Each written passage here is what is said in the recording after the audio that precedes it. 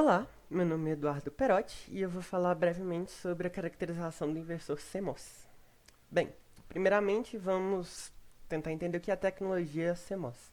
A tecnologia CMOS, ou Complementary Metal Oxide Semiconductor, que é traduzido como metal óxido complementar semicondutor, é um dos possíveis processos de fabricação do MOSFET, ou transistor de efeito de campo, que a gente já vem estudando há um tempo.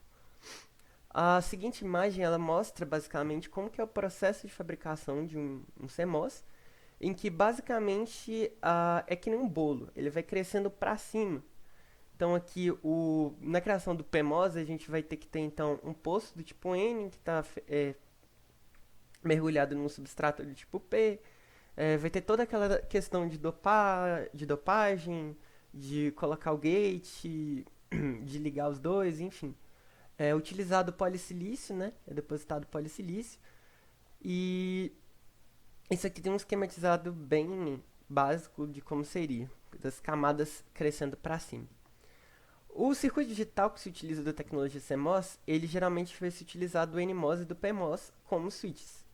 Existem alguns outros que são os pseudos NMOS, os pseudos CMOS, que vai utilizar, por exemplo, dois NMOS em que um vai estar sempre ligado, o outro vai estar variando, né? Em que o NMOS ele vai estar fazendo então o papel do CMOS, mas a gente vai ficar nessa prática com a utilização de um NMOS e de um PMOS. Eles são complementares um ao outro, o NMOS e o PMOS, e o NMOS ele é chamado de pull down, porque ele puxa, então se tem um capacitor ali, ele vai fazer com que o capacitor descarregue quando ele estiver ativo. E ele vai, quando ele se comporta como switch fechado, ele vai ter uma pequena resistência RDS entre os terminais de dreno e source, quando a tensão do gate for setada como VDD. Isso vai garantir então um nível lógico alto. Se a tensão do gate for baixa, for ground, né?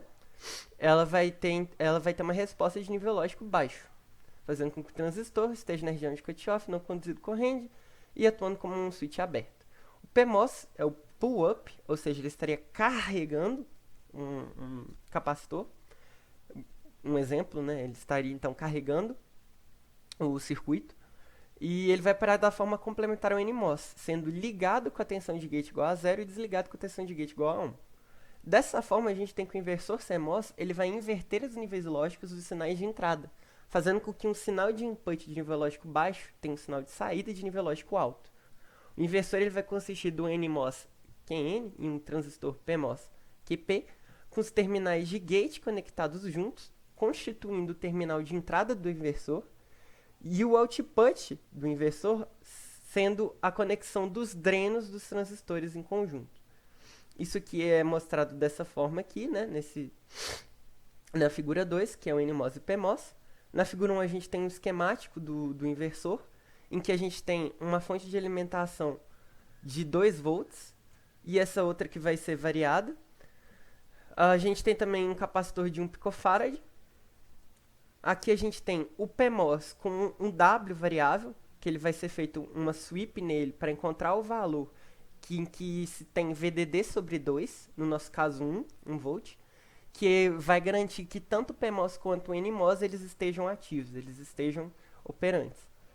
O L do PMOS ele tem que ser igual ao L do NMOS para que a gente possa fazer a nossa sweep, e o valor escolhido para o W do NMOS foi de 0,22.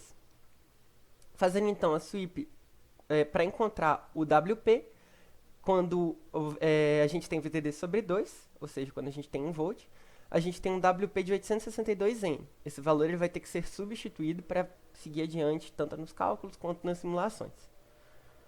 Aqui é exatamente isso que a gente tem, em que a gente vai ter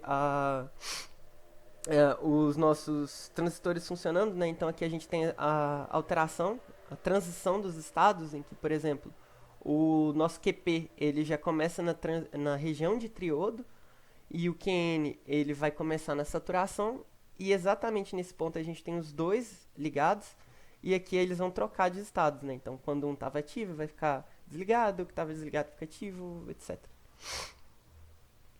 O gráfico VTC ele vai nos mostrar as margens de ruído, que vão ser de 862 M e de 1.14. Esses valores eles vão ser calculados por meio de uma fórmula, mas eles também podem ser vistos a partir da derivada da nossa CTT.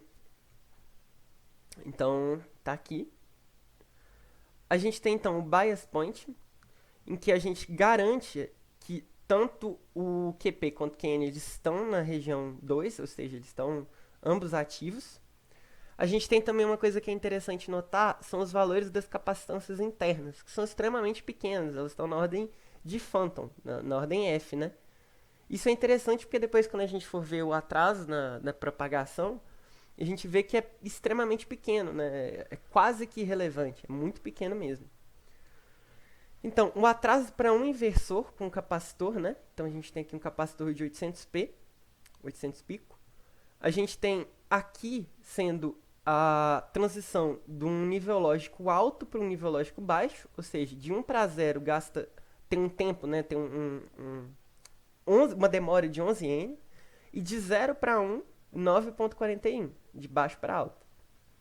Isso aqui é para apenas um inversor. Quando a gente adiciona outro inversor, mantendo a nossa capacitância, que é de 800p aqui, a gente vê que agora o tempo de 1 para 0 é 789 e de 0 para 1 é 823p. Ou seja, o tempo aqui está mais rápido do que aqui. Por que isso está acontecendo? Bem, lembrando do bias point, a gente vê que as capacitâncias internas são muito baixas, são na ordem de Phantom.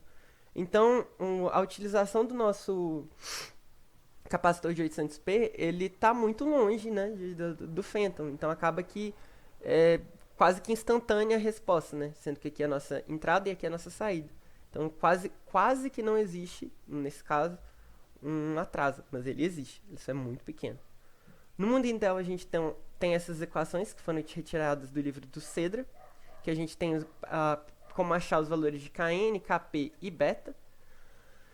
A gente também tem uma relação entre os betas, que ela é igual a 1, e isso aqui, teoricamente, é uma relação boa, quando a gente faz, então, um projeto bacana, quando os valores, os parâmetros foram ideais, foram condizentes, a gente vai garantir isso aqui.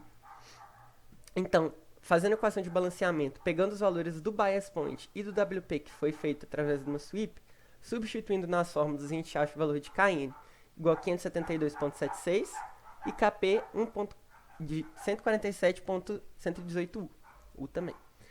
Então, vendo a relação entre beta-n e beta-p, a gente vê que é aproximadamente 0.9942, ou seja, é bem próximo de 1. Então, os valores escolhidos eles foram valores bons, digamos assim, para a gente ter conseguido entrar nessa relação aqui. Então, foi ok, digamos assim. Fazendo, então, os cálculos da nossa VTC, que foi o gráfico lá da derivada, a gente tem que V e L é de 0.893 e V e H de 1.128. Vendo esses valores calculados ali pela fórmula, a gente vê que eles estão bem próximos daqui, de 862N, ou seja, 0,862, e de 1.14. Então, os valores estão bem próximos, 1.128 e 0.893. A gente tem também os valores de VM, que deu 0,954, e os valores que podem acabar variando ali, e que a gente garante que vai ser reconhecido tanto o estado alto quanto o estado baixo, né? Então, a gente tem essa pequena variação que pode ocorrer. Bem, basicamente é isso. Os valores estão, de certa forma, condizentes, eu espero. E foi feito, então, o bias point, a análise do atraso, com 2 inversores, e o equacionamento abaixo. Basicamente isso, do inversor CMOS. Muito obrigado e boa noite.